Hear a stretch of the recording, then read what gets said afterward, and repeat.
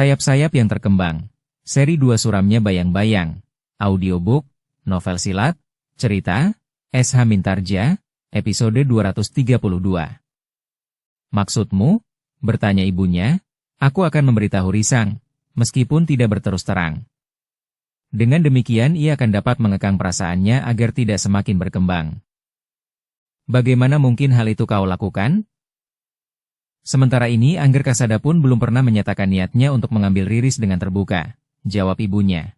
Lalu katanya pula, jika kemudian ternyata bahwa Angger Kasada karena sesuatu hal tidak benar-benar meminang Riris, maka Ririslah yang akan mengalami goncangan perasaan, ia akan kehilangan segala-galanya, sehingga akan dapat sangat berpengaruh pada hari depannya. Selama ini kita memang hanya mementingkan diri sendiri. Kita tidak mau melihat Riris terguncang perasaannya, dengan membiarkan anak-anak muda itu terkatung-katung. Tetapi mereka adalah laki-laki, jawab ibunya, seandainya hati mereka terluka, maka luka itu akan lebih cepat sembuh daripada luka di hati seorang perempuan. Laki-laki semisal kumbang, ia dapat hinggap dari bunga yang satu ke bunga yang lain. Tetapi perempuan adalah semisal bunga yang hanya dapat menunggu. Apakah ibu juga merasa demikian? Bertanya Jangkung. Ya, jawab ibunya, ayahmulah yang datang kepadaku. Bahkan sebelumnya aku belum pernah mengenalnya secara pribadi.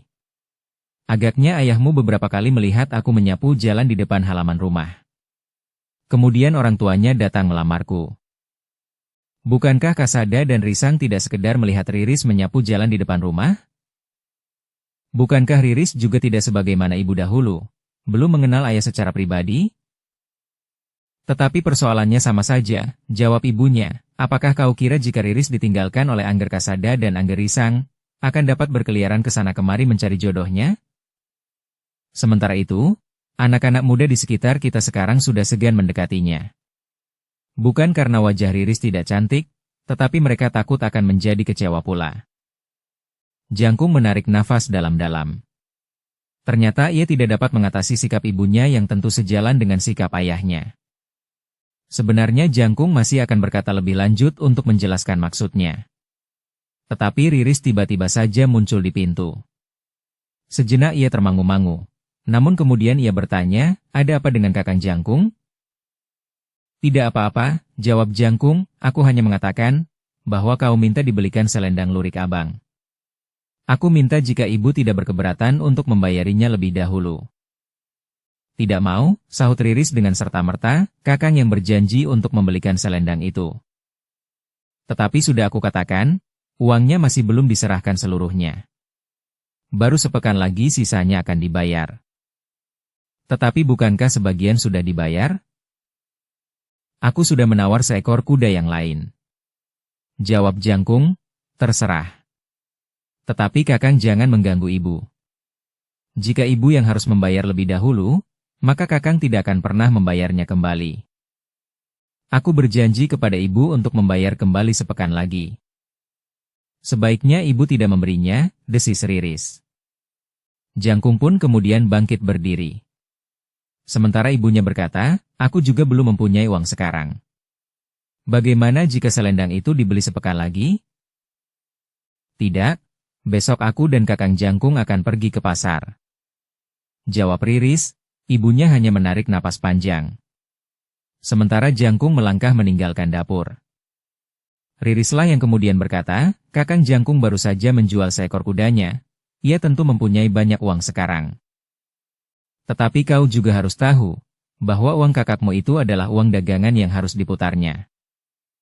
Riris mendekati ibunya, sambil mencium kening ibunya. Riris berbisik, Ibu, Kakang Jangkung mendapat untung banyak. Ah, belum tentu, sahut ibunya. Riris tertawa, tetapi ia pun kemudian segera berlari keluar.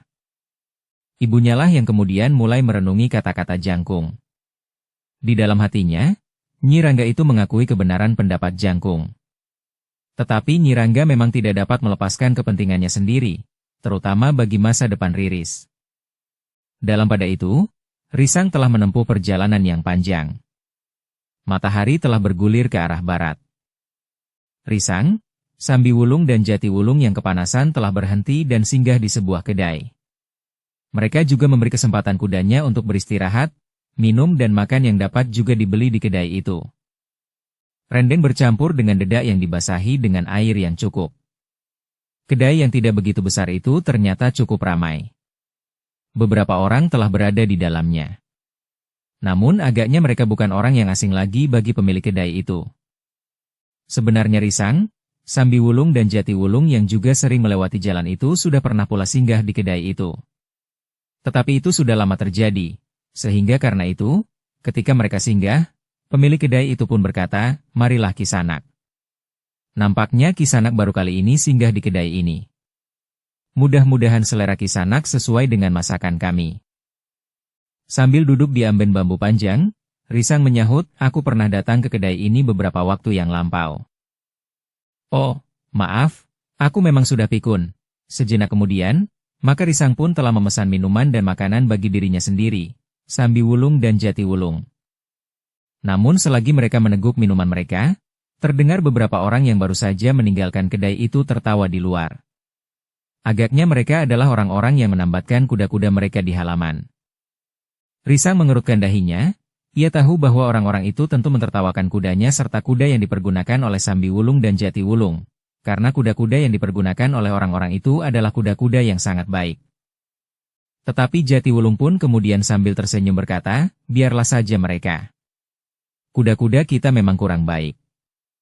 Tetapi hal ini sudah kita ketahui sejak kita berangkat dari barak. Namun demikian, kita harus mengucapkan terima kasih, bahwa kita tidak menempuh perjalanan panjang ini dengan berjalan kaki. Kuda-kuda yang meskipun kurang naik dan barangkali lebih kecil dari kuda-kuda yang dipakai oleh orang-orang itu, namun sangat berarti bagi kita." Risang menarik napas dalam-dalam untuk mengendapkan gejolak perasaannya.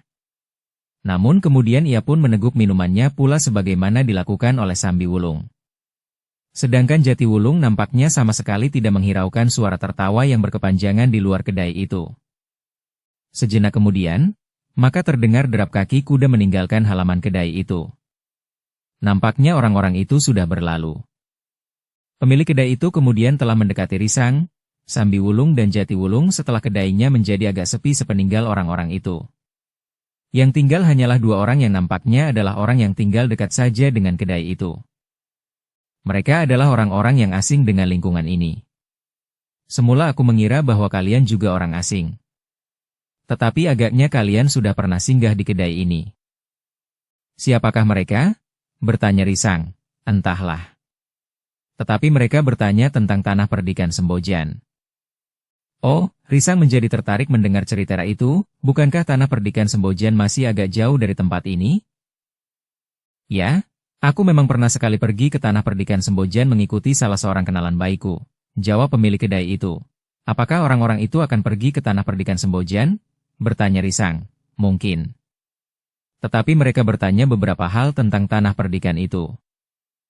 Risang mengangguk-angguk, namun kemudian ia pun bertanya, apa yang ditanyakannya? Ia mengira bahwa aku mengetahui banyak tentang tanah perdikan. Tetapi aku berterus terang bahwa aku tidak tahu apa-apa. Ketika mereka bertanya siapakah kepala tanah perdikan itu pun aku tidak dapat menjawab. Risang hanya termangu-mangu saja. Sementara Sambiwulung berdesis, aku tahu siapakah kepala tanah perdikan Sembojan.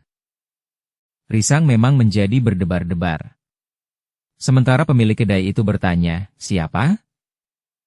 Mungkin aku pernah mendengar namanya. Bukankah kepala tanah perdikan Sembojan seorang perempuan? Berkata Sambiwulung kemudian. Risang menarik nafas panjang. Sementara pemilik kedai itu menyahut dengan serta-merta, Kisanak sudah ketinggalan zaman.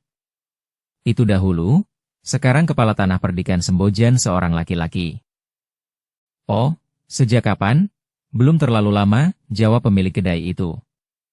Kalau begitu, Kisanak banyak mengetahui tentang tanah perdikan itu, sela Jatiwulung. Hanya itulah yang aku ketahui. Aku dengar hal itu dari sahabat baikku itu. Lebih dari itu tidak. Apakah orang-orang itu kemudian pergi ke tanah perdikan Sembojan? Bertanya Risang. Entahlah. Tetapi mungkin, nampaknya mereka benar-benar ingin tahu tentang tanah perdikan itu. Jawab pemilik kedai itu, Risang, Sambiwulung dan Jatiwulung pun tidak bertanya lebih banyak lagi. Namun pertanyaan yang tidak mereka senangi pun akhirnya mereka dengar juga, Kisanak ini dari mana akan kemana? Yang menjawab adalah Sambiwulung, kami orang-orang Manggaran. Kami dalam perjalanan ke Kedung Waringin. Kalian akan pergi ke Kedung Waringin? Bertanya pemilik kedai itu. Ya, jawab Sambi Wulung. Aku mempunyai saudara ipar di Kedung Waringin, berkata pemilik kedai itu kemudian. Mungkin aku belum mengenalnya. Kami memang bukan orang Kedung Waringin, tetapi kami tinggal di Manggaran, jawab Sambi Wulung. Pemilik kedai itu mengangguk-angguk. Katanya, aku belum pernah pergi ke Manggaran meskipun aku pernah mendengar nama tempat itu. Risang tidak menyahut lagi, sementara Jatiwulung seakan-akan tidak terlibat dalam pembicaraan itu. Ia lebih memperhatikan makanan dan minuman yang dihidangkan kepadanya. Sementara itu Sambi Wulung berkata, di Manggaran, kuda-kuda kami itu sudah termasuk kuda yang baik. Namun aku kira orang-orang yang tadi meninggalkan kedai ini telah menertawakan kuda kami karena kuda-kuda mereka adalah kuda-kuda yang besar dan tegar, yang tidak ada seekor pun di tempat tinggal kami. Pemilik kedai itu tersenyum. Katanya, mungkin sekali. Kuda-kuda mereka memang kuda yang sangat baik. Namun pemilik kedai itu tidak berbicara terlalu banyak lagi. Ia pun segera meninggalkan Risang, Sambi Wulung dan Jatiwulung, karena ada dua orang yang masuk ke dalam kedai itu. Tetapi agaknya kedua orang itu adalah orang-orang yang sudah terbiasa berada di kedai itu seperti kedua orang yang masih ada di dalam kedai itu pula. Bahkan mereka nampaknya sudah berkenalan dengan akrab. Demikianlah, maka sejenak kemudian, Risang, Sambi Wulung dan Jatiwulung pun telah minta diri. Setelah membayar harga makanan dan minuman bagi ketiga orang itu serta perawatan dan makan bagi kuda-kuda mereka, maka mereka pun telah meninggalkan kedai itu. Di halaman, mereka sempat bertanya kepada pembantu pemilik kedai yang melayani kuda-kuda para tamu tentang orang-orang yang mentertawakan kuda mereka. Apa kata mereka? Bertanya Risang. Mereka merasa kasihan melihat kuda-kuda ini, jawab orang itu dengan jujur. Apakah kuda-kuda mereka termasuk kuda yang sangat baik? Bertanya Sambi Wulung. Kuda mereka memang kuda yang sangat baik, jawab orang itu. Nanti, jika aku sempat bertemu lagi dengan mereka, maka aku akan menantang mereka berpacu, geram Jatiwulung. Risang dan Sambi Wulung berpaling kepadanya. Namun kemudian keduanya tertawa. Orang yang melayani kuda para tamu itu pun tertawa pula. Demikianlah, maka sejenak kemudian, Risang, Sambi Wulung dan Jatiwulung itu pun telah meninggalkan kedai itu. Mereka melarikan kuda mereka langsung menuju ke tanah perdikan Sembojan.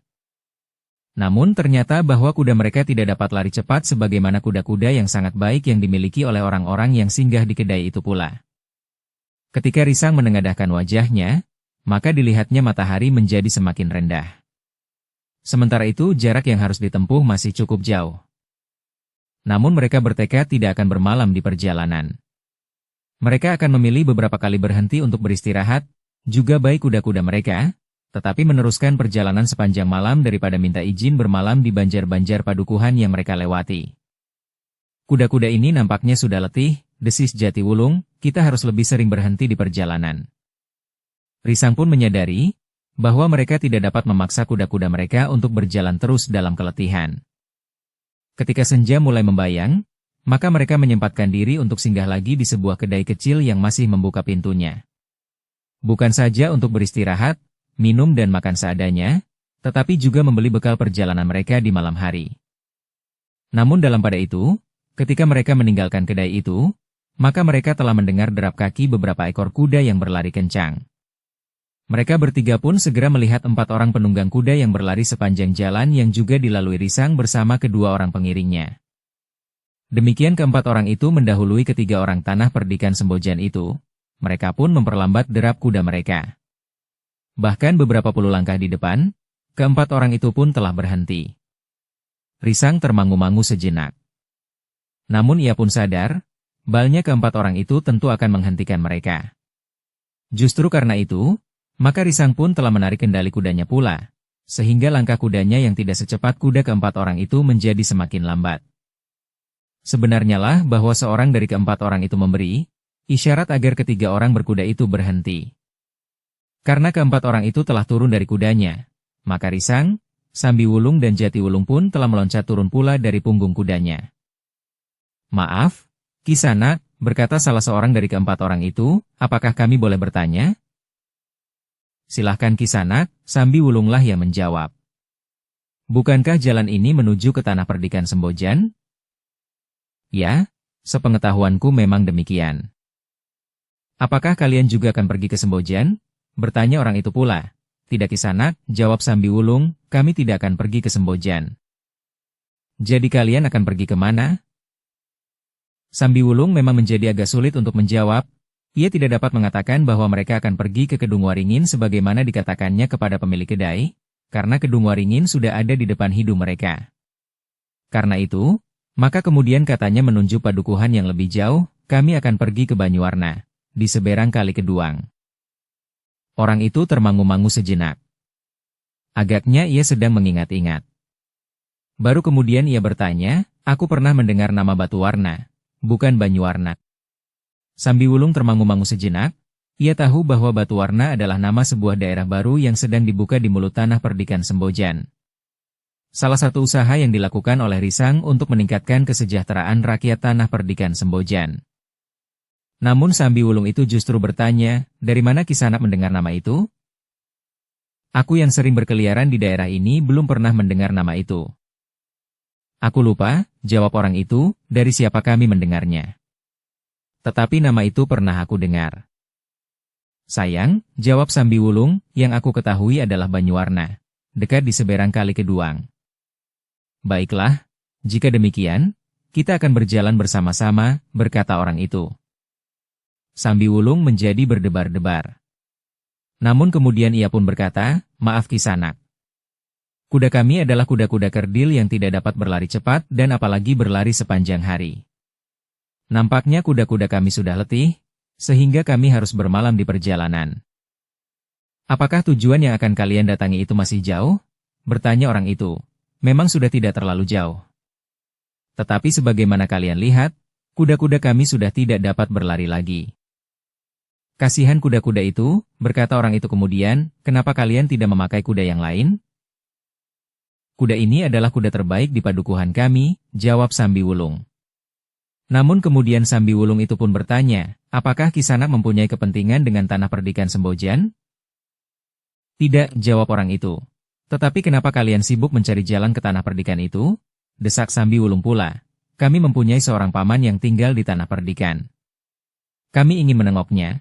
Kisanak, berkata Sambiwulung kemudian, kalian tidak menunjukkan tanda-tanda seseorang yang akan pergi menengok salah seorang keluarganya.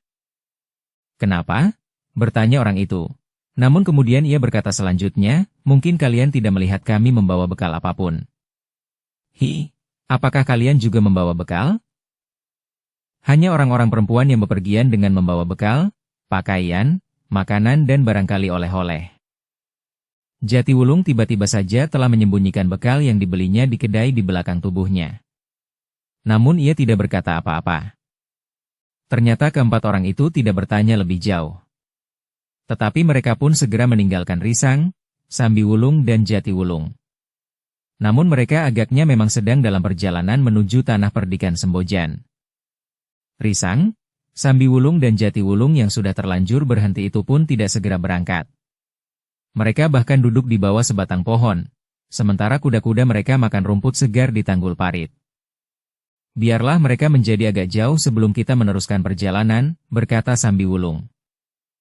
Jatiwulung yang duduk bersandar pohon itu pun berdesis, apa yang mereka cari di tanah perdikan Sembojan? Apakah mereka juga termasuk orang-orang yang berkepentingan dengan Ki Lurah Mertapraja? Nampaknya tidak, desis Sambiwulung. Namun katanya kemudian, aku justru berpikir tentang Ki Resa. Ki Resa Podang, Risang mengulang. Tetapi katanya kemudian, maksud paman. Ki Resa telah menceritakan tentang harta benda itu kepada orang lain sehingga ada orang yang menyusul kita ke tanah perdikan? Hanya dugaan, mungkin Ki Resa telah mendapat tekanan dari pihak lain, karena menurut pendapatku, tentu tidak ada niat yang tumbuh dari hati Ki Resa Podang sendiri. Ya, aku memang masih mempercayai Ki Resa. Tetapi kemungkinan buruk itu memang ada. Anak-anaknya tanpa tahu akibatnya, dapat saja bercerita tentang tamu-tamu di rumahnya, termasuk Ki Remeng. Cerita itu dapat saja pada satu ketika sampai ke telinga orang yang berkepentingan dengan Ki Remeng. Sementara itu masih mungkin juga terdapat sisa-sisa orang perguruan yang merasa memiliki harta benda itu. Namun pembicaraan itu tidak berlanjut. Mereka hanya dapat menduga-duga karena mereka tidak mempunyai petunjuk sama sekali tentang keempat orang itu. Dalam pada itu, setelah mereka beristirahat untuk beberapa saat, sementara mereka memperhitungkan keempat orang yang akan pergi ke tanah perdikan Sembojan itu sudah jauh, maka mereka pun segera bersiap-siap untuk meneruskan perjalanan. Sementara itu, malam pun telah turun. Mereka masih harus menempuh perjalanan yang masih agak panjang. Meskipun kuda mereka tidak dapat berlari terlalu kencang, namun perjalanan mereka menjadi jauh lebih cepat daripada mereka harus berjalan kaki. Meskipun mereka masih harus berhenti untuk beristirahat, namun mereka akhirnya sampai juga ke Batu Warna, tempat yang disebut-sebut oleh keempat orang yang berkuda mendahului mereka. Sebagai daerah baru, maka Batu Warna memang masih sedang tumbuh sehingga masih belum terlalu banyak dihuni orang. Tetapi sudah mulai nampak tanda-tanda bahwa daerah itu akan menjadi daerah pertanian yang subur sebagaimana beberapa bagian lain dari tanah perdikan Sembojan. Setelah mereka harus beristirahat sekali lagi, namun pada tengah malam mereka sudah mendekati padukuhan induk. 3 orang pengawal tanah perdikan yang sedang meronda telah bertemu dengan Risang, Sambiwulung dan Jatiwulung. Ketiganya memang agak terkejut. Namun mereka pun kemudian mulai melontarkan pertanyaan-pertanyaan, mulai dari keselamatan perjalanan mereka sampai pada keadaan kuda-kuda mereka yang letih. Kuda-kuda ini memang kuda-kuda yang kurang tegar. Tetapi cukup berarti bagi perjalanan kami, jawab Risang yang menghindari pertanyaan-pertanyaan yang lain. Katanya, baiklah, besok aku akan bercerita panjang. Sekarang aku ingin beristirahat. Para peronda itu pun mengerti, bahwa mereka bertiga tentu merasa letih, sebagaimana kuda-kuda mereka yang nampak letih. Risang, Sambiwulung dan Jatiwulung memang berusaha untuk lebih banyak menghindari para peronda yang tentu banyak melontarkan pertanyaan-pertanyaan. Bukan saja karena mereka merasa letih tetapi juga karena mereka masih belum sempat mengatur jawaban-jawaban karena ada sebagian dari tugas mereka yang harus dirahasiakan. Dukung channel Novel Silat dengan subscribe, follow, like, komen dan share. Kedatangan Risang, Sambiwulung dan Jatiwulung di tengah-tengah malam itu memang mengejutkan ibunya yang terbangun. Namun dengan melihat wajah Risang yang terang meskipun nampak letih, maka ibunya itu pun dapat membaca bahwa Risang tidak banyak mengalami kesulitan sepanjang perjalanannya. Di mana Kasada? Bertanya ibunya demikian mereka duduk di ruang dalam. Kasada langsung kembali ke Pajang ibu. Kami juga singgah di Pajang. Syukurlah jika kalian semua selamat. Desis ibunya, namun dengan singkat Risang menceritakan perjalanannya serta menceritakan bahwa prajurit yang dibawa Kasada itu telah gugur di Madiun. Sebenarnya ada banyak persoalan yang akan ditanyakan oleh Nyi Wiradana. Tetapi Nyi Wiradana itu menyadari bahwa Risang, Sambiwulung dan Jatiwulung masih terlalu letih. Karena itu, maka Nyi Wiradana itu kemudian telah pergi ke dapur untuk menyiapkan minum dan makan bagi Risang, Sambiwulung dan Jatiwulung. Sementara seorang pembantu di rumah itu telah merawat kuda-kuda yang juga nampak letih itu. Sementara ibunya berada di dapur, maka Risang, Sambiwulung dan Jatiwulung itu telah membersihkan diri serta berganti pakaian. Demikian, ketika matahari terbit di keesokan harinya, maka Risang, Sambiwulung dan Jatiwulung duduk di serambi samping bersama Nyi Wiradana dan Gandar. Risang dapat menceritakan perjalanannya lebih panjang dan lebih terperinci. Bahkan Risang pun tidak lupa menceritakan tentang 4 orang yang telah menuju ke tanah perdikan itu pula. Ibunya memperhatikan cerita Risang dengan saksama. Nyi Wiradana juga menyatakan ikut kehilangan atas gugurnya prajurit yang dibawa oleh Kasada dalam tugasnya itu. Tetapi Nyi Wiradana juga tertarik tentang keempat orang yang telah menuju ke tanah perdikan Sembojan itu. Risang, berkata Nyi Wiradana, memang ada sesuatu yang harus kita perhatikan di tanah perdikan ini. Semalam aku tidak segera mengatakannya, karena kau tentu merasa sangat lebih. Tetapi sekarang aku harap kau yang sudah sempat beristirahat dan tidur beberapa saat, tidak lagi merasa sangat letih. Risang mengangguk-angguk, katanya, aku sudah siap melakukan tugasku di tanah perdikan ini ibu. Risang, berkata ibunya, ada sesuatu yang harus kita perhatikan. Di bagian utara tanah perdikan ini, yang berbatasan dengan Kademangan Jeruk Gede yang membujur di tepi Kali Keduang, nampaknya mulai timbul keresahan. Kenapa ibu? Bertanya Risang. Kami sedang menyelidiki kebenaran berita tentang daerah perbatasan itu. Agaknya ada usaha-usaha yang diam-diam dilakukan oleh sekelompok orang yang tidak bertanggung jawab. Apa yang telah mereka lakukan? bertanya Risang. Itulah yang sedang diselidiki oleh Gandar dan para pengawal. Tetapi nampaknya usaha untuk melakukan perdagangan yang tidak sewajarnya. Risang memang tertarik pada keterangan ibunya itu, sementara Gandar kemudian menyambung keterangan Nyi Wiradana yang terjadi di daerah utara tanah perdikan ini nampaknya mulai terasa pengaruhnya. Harga terutama bahan pangan mulai terasa naik. Risang yang mendengarkan keterangan itu dengan sungguh-sungguh telah bertanya, tetapi apa yang telah mereka lakukan yang menyebabkan harga bahan pangan naik itu? Risang, berkata ibunya, ada beberapa orang yang telah membeli bahan pangan berlebihan. Mereka membeli berapa saja yang ada dengan harga yang terhitung tinggi menurut harga bahan pangan di tanah perdikan ini sebelumnya. Risang terkejut mendengar keterangan itu. Demikian pula Sambi Wulung dan Jati Wulung. Dengan nada tinggi Risang bertanya, siapakah yang telah membeli bahan pangan berlebihan serta dengan harga yang tinggi itu? Itulah yang sedang diselidiki. Pangan itu kemudian dikumpulkan di Kademangan Jeruk Gede untuk dibawa dengan pedati ke tujuan yang kurang kami ketahui. Jawab ibunya, Risang termangu-mangu sejenak.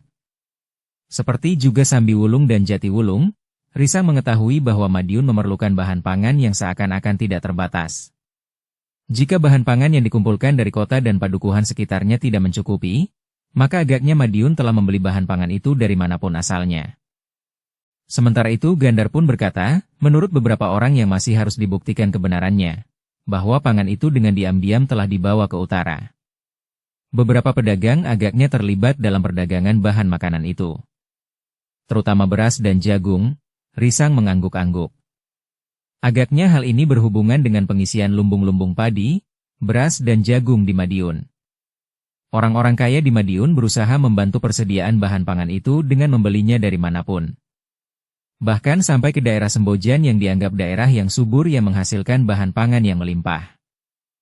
Namun dengan kehadiran para pedagang yang mengambil keuntungan dalam kemelut bayangan perang itu, maka harga pangan di Sembojan condong menjadi semakin tinggi.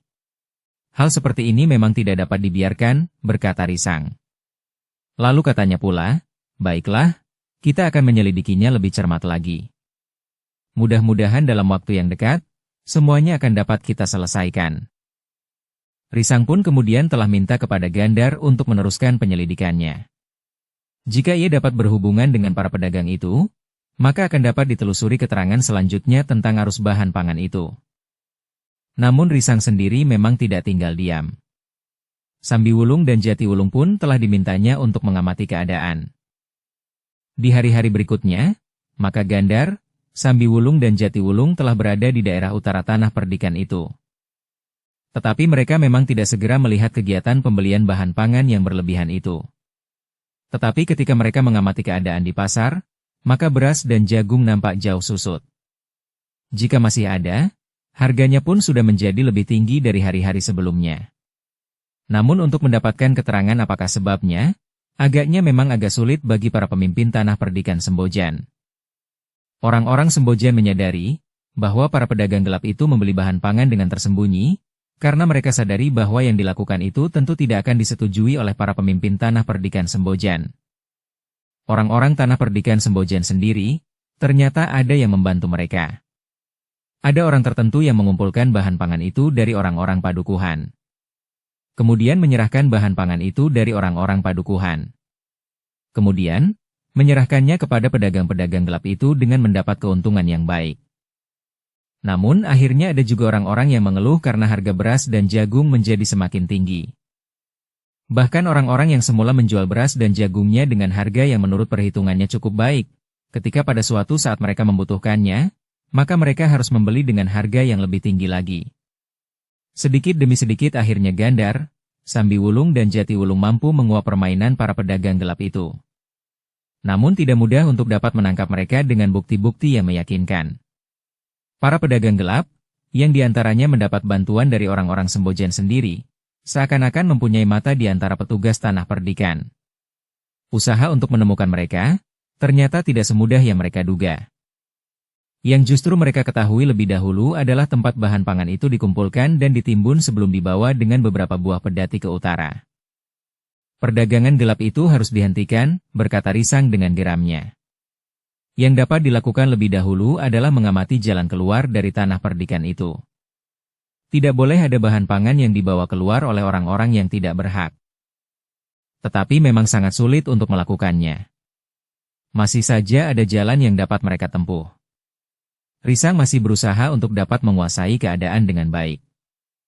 Ia masih berusaha menemukan orang-orang Sembojan sendiri yang terlibat di dalamnya. Beberapa orang memang sudah memberikan isyarat untuk membantu. Namun yang tidak dikehendaki itu pun terjadi. Jantung Risang bagaikan terbakar ketika diketemukan seorang perempuan yang telah membantu untuk berusaha menjebak para pedagang gelap itu diketemukan terbunuh di sebuah lorong kecil yang menembus perbatasan dengan Kademangan Jeruk Gede. Kemarahan Risang seolah-olah tidak tertahankan lagi. Dengan susah payah Sambiwulung dan Jatiwulung serta Gandar berusaha untuk menahan Risang agar tidak langsung pergi ke Kademangan Jeruk Gede untuk membuat penyelesaian. Kita masih harus berhati-hati mengambil langkah, berkata Sambiwulung.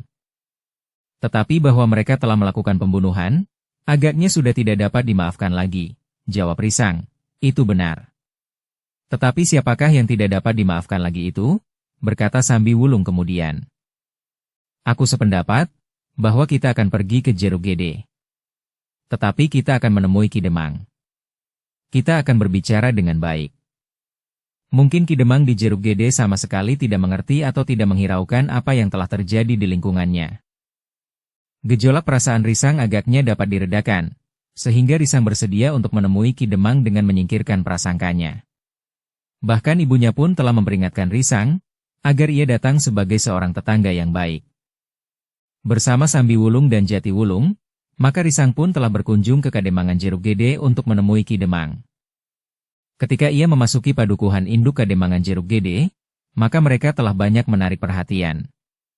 Ki Demang yang berada di rumahnya, telah menerima ketiga orang tamunya dengan ramah. Dipersilahkannya tamunya duduk di peringgitan. Dua orang bebahu yang kebetulan berada di rumah Ki Demang, ikut menemuinya pula. Setelah mengucapkan selamat datang, maka Ki Demang Jeruk Gede itu pun berkata, rasa-rasanya kami telah menerima anugerah yang tinggi karena kedatangan anak Mas Risang. Meskipun kita bertetangga, tetapi karena kesibukan kita masing-masing, maka rasa-rasanya kita menjadi sangat jarang bertemu. Ya Ki Demang, jawab Risang, aku minta maaf. Seharusnya aku yang muda inilah yang sebaiknya datang berkunjung. Tetapi benar seperti yang Ki Demang katakan, kita mempunyai kesibukan kita masing-masing. Karena itu, maka ketika anak Mas datang, maka aku sudah mengira bahwa anak Mas tentu mempunyai kepentingan yang mendesak. Risang mengangguk kecil, namun kemudian ia pun mengutarakan persoalannya, bahwa beberapa orang pedagang gelap telah membeli bahan pangan yang berlebihan. Menurut pengamatan para petugas di Tanah Perdikan Sembojan, maka bahan pangan itu telah dibawa masuk ke Kademangan Jeruk Gede. Ki Demang mendengarkan dengan sungguh-sungguh pernyataan Risang itu.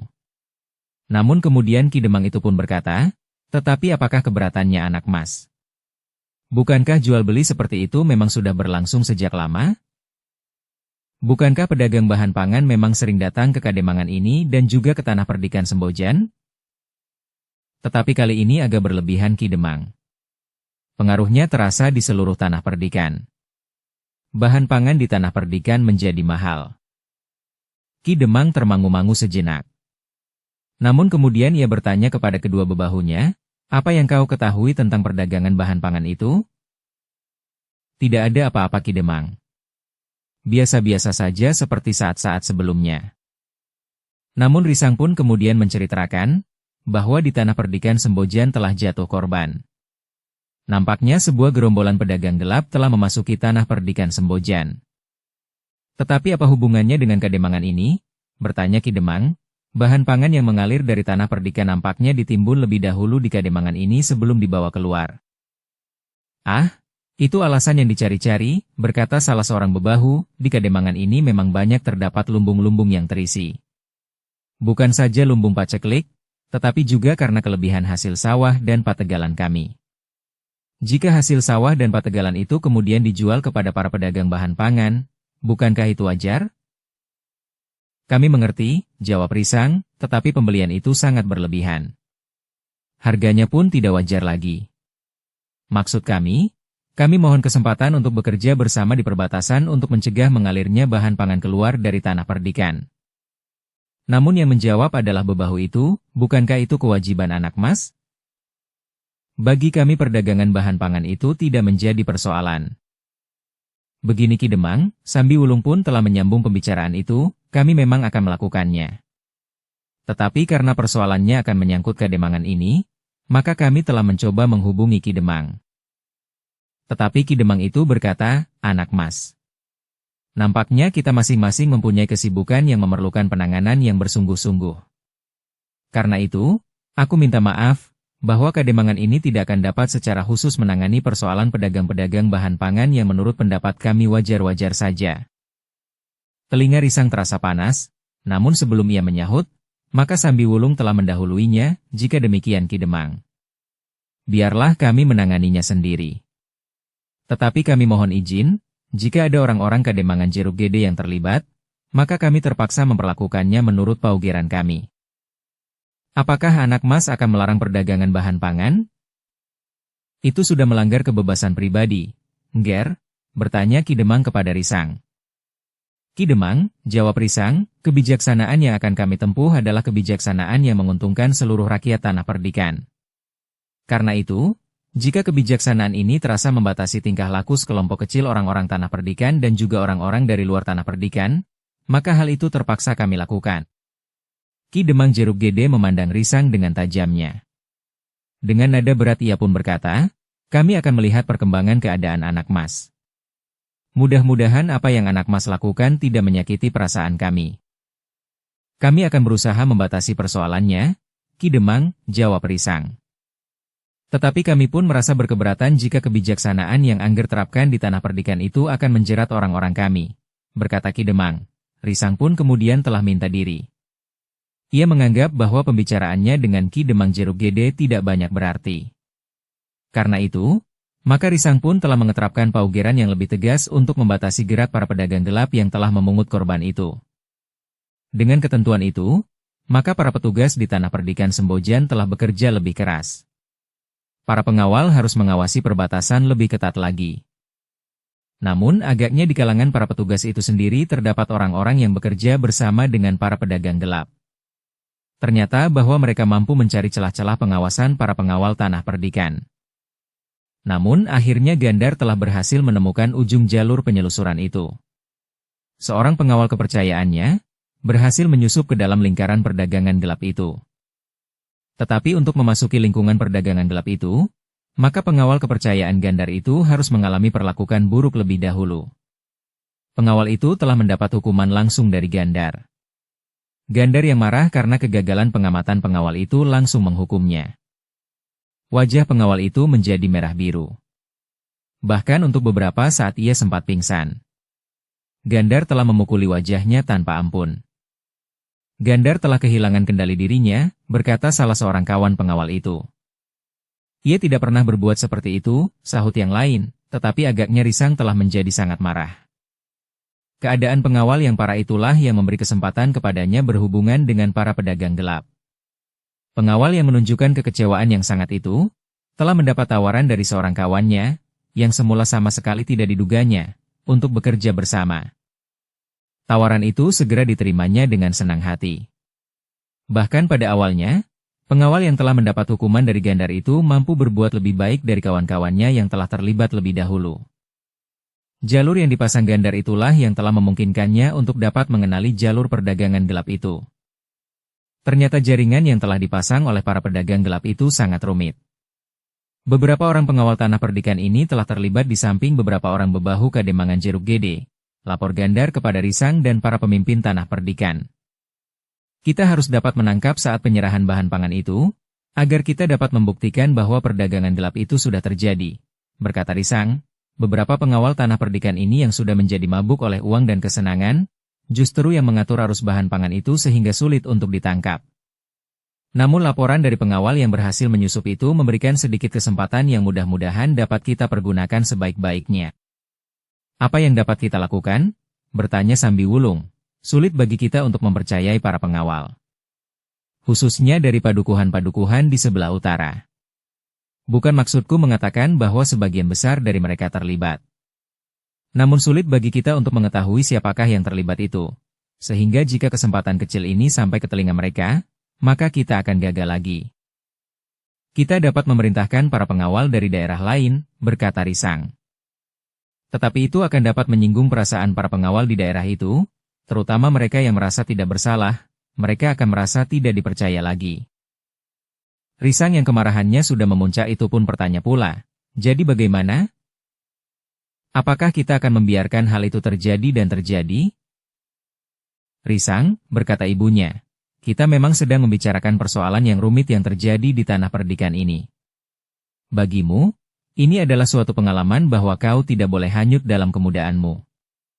Tugasmu memerlukan pendalaman untuk menanggapi suatu persoalan. Risang menarik nafas dalam-dalam. Dengan nada rendah ia pun bertanya. Menurut ibu, apa yang sebaiknya kita lakukan? Mungkin pamanmu Sambi Wulung dapat memberikan pendapatnya, jawab ibunya.